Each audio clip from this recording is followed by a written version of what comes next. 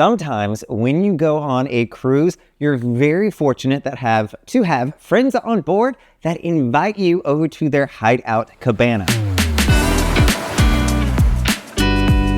Hey everybody, it's Brandon the Weekend Cruiser, where I go on a weekend cruise just about every weekend, and this cruise is one to remember. Every now and again, I get super lucky because, first of all, as you can see, I am in a Crown Loft suite. I used my 1400 cruise certificate with Royal Caribbean to book this, and this is my favorite suite in the entire fleet. I love staying in this room. But on top of that, I've also got friends on board, Allure of the Seas with Royal Caribbean, where I'm at right now, and they got the Hideout Cabana at Hideaway Beach at Perfect Day CocoCay's. That is a mouthful, and I wanted to give you a quick review of my thoughts of the Hideout Cabana, and is it worth it? Is that money good, well spent? And so we'll talk about how to figure out if the math makes sense for you, if you should get the Hideout Cabana at Hideaway Beach. All right, so let's jump on into it. So quickly, my friends, what they told me is they got a really good last minute deal on this Hideout Cabana. So that's why they're like, why not? Let's give it a whirl. It was down to about $1,000. You are probably going to see prices much higher than this. I just went through, you all know I keep a lot of cruises booked. I just went through like 4 or 5 of these. They're ranging anywhere from $1,300 all the way up to a little over $2,000.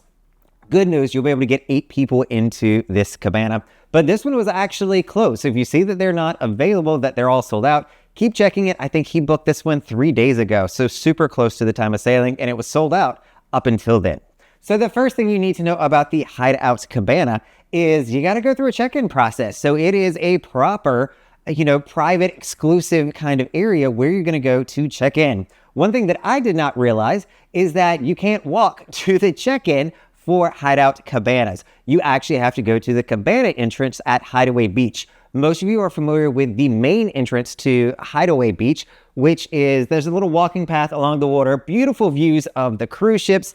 But you get there and they say, you can't, there's no way to walk to this entrance. You have to take the tram. So you can always do like I do and walk to the entrance and then pick up a tram from there. Or you can just take the tram from the main entrance, walk to the end of the pier, look to the right once you hit land, and there'll be some trams there. Just tell them where you're going and they'll be able to get you there. And so you'll be greeted by a wonderful staff. It was Evelyn who was there when I got there. My friends were already in place. Simply gave her their name, the cabana number, the room they're staying in, and I was able to walk on in, escorted by Luca, one of the attendants that are there. So some pro tips on the check-in process. Now, we had Cabana 68. That was not by chance, actually. We're actually assigned a different one. One thing when you reserve cabanas through Royal Caribbean is you don't get to choose online what cabana you are getting. So they all have numbers and you randomly get assigned one. You can always check with the ShoreX team when you board the cruise ship on, hey, am I in a good one or is there a possibility to move to a different one? Because they are not all created equal. They are very similar, but there's some differences to them that you may want to consider. So again, we got assigned 68, which is what we requested. They'll have a map that they can kind of show you where the cabanas are. The reason we wanted 68 is because it is at the far end of all the cabanas and at the far end of Hideaway Beach. Me and my friend group here, and you guys probably will expect this, are a relaxing crowd. We wanted to more chill out, even though Hideaway Beach, by definition, is a party crowd. And so we chose to go all the way to the end to, number one, not have anybody on our left-hand side. So there was cabanas on our right and all the way down, but we were at the far end, so we had one person directly beside of us.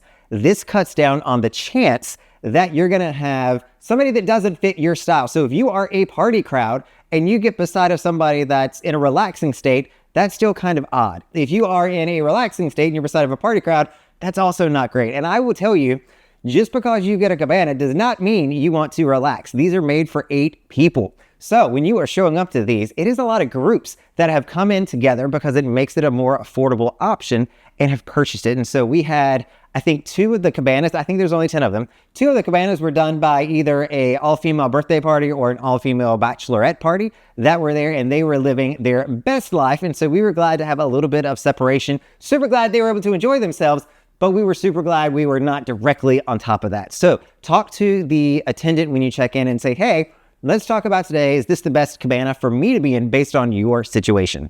One of the biggest reasons to book the Hideout Cabana is because of the Hideout Pool. So you have your own exclusive pool. So if you go to Hideaway Beach, they're going to have the Hideaway Pool, which is the big one with the DJ that's over there and the party crowd and people dancing. And it's a really good time, but it is a party crowd. If you go over to the Hideout Cabana, you are going to have your own dedicated pool. So it's going to give you options. You can, of course, always go over to the Hideaway Pool, hang out there, be part of the crowd, or you can stay in your cabana and enjoy a nice, probably a little bit more relaxing pool. Though again, like I mentioned, can still be a party crowd. This pool is also heated. You have plenty of space in there. Even if every cabana had 8 people, you'll never feel crowded in this pool. It's not extremely deep, but it is perfect to get in and just be able to cool off.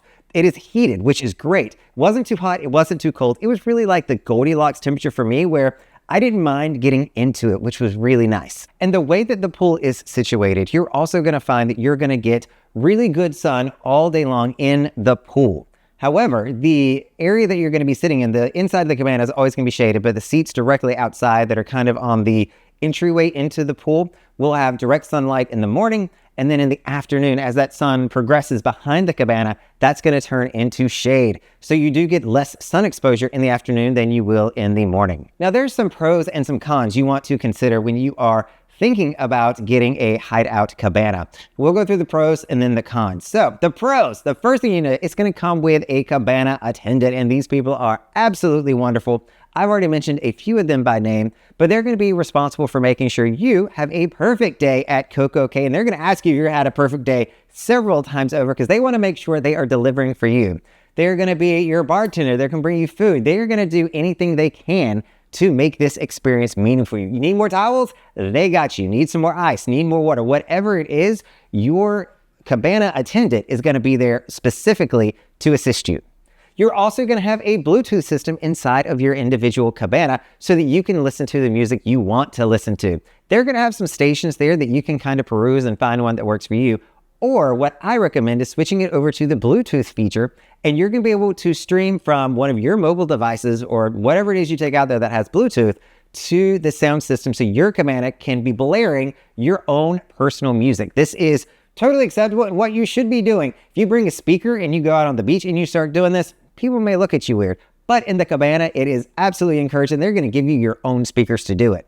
It's also super neat that if you want to see what's going over at the pool, what kind of music they're playing, if it's your vibe, you can totally turn on and stream the music from the Hideaway Beach pool where the party's happening and see, hey, maybe they're playing my favorite song and you want to go scurrying over there to make sure you don't miss out. You're also going to find that in the morning here, it is going to be more relaxing, if you will. I think the party really kicks off in the afternoon, as most events do. But if you're one who gets off the ship early, which I always recommend, if you're spending this much money for a cabana, get off the ship early. Maximize your time. Be there as long as you can. But in the morning, it's going to be more relaxed as people are waking up, as they are getting into that party vibe. But it's very quickly going to transition, probably around 11 or noon, into the party scene. And so then you can kind of figure out what experience you want, if you want to stay on the relaxing journey or you want to make that transition over to the party scene. And as I mentioned before, you're going to get really good sun in the cabanas, especially in the morning. You're always going to get it in the pool. I would say there's probably more shade as you go closer into the Hideaway Beach pool, so farther down from where we were. At our end, I feel like we got a little bit more sun than some of the others. So if you want to be closer to the end, my personal favorite, a little bit more relaxing, I think, that's down by Cabana 68. But there are some cons that you want to consider. And so this, again, is going to depend on your way that you like to vacation, what you like to do. The first one here that I kind of noticed, and I'm not sure how I personally felt about it. I wish that there was an access point of some kind, but you can't just walk out and get onto the beach. In order to get to the beach, you've got to walk all the way down past all the cabanas and then pop back out over where they're serving food and walk down. You can see the beach. You can look at all the beautiful water that's there. You just can't get to it from the cabanas very easily. And so I saw some people climbing over the wall, the infinity pool wall that is there to, get to the beach or to come back from the beach. So just know that it's not the easiest to get to. The other place that's not easy to get to, the Hideaway Beach pool. And so I've already mentioned this a few times, that's where the party's at. That's where people want to be. And so if that's your thought when you think of getting this cabana, you're not going to be close to the Hideaway Beach pool where the party's happening. Even that group that I talked about earlier, guess where they went in the afternoon? They hightailed it over to the Hideaway Beach pool to enjoy the true party and the DJ that was over there. and probably stopped getting value from the cabana because they left. They went somewhere else. Make sure you're considering what your style is, and if you truly want to be at the pool, maybe just get a general admission ticket and don't actually splurge for the big old cabana.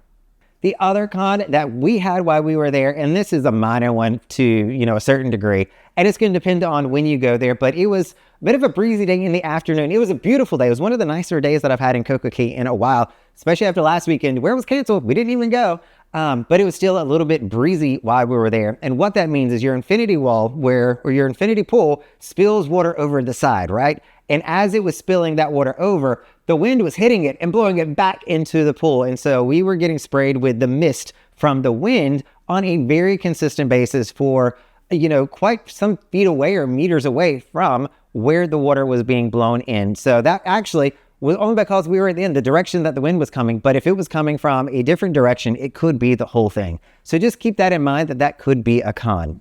The other con is it can be expensive. It can be very expensive. As I mentioned before, the price that we got it for was $1,000. I went and looked. There is nothing under about $1,200 right now. The most that I saw was a little over $2,000, like $2,050. Now let's talk about, is it worth it?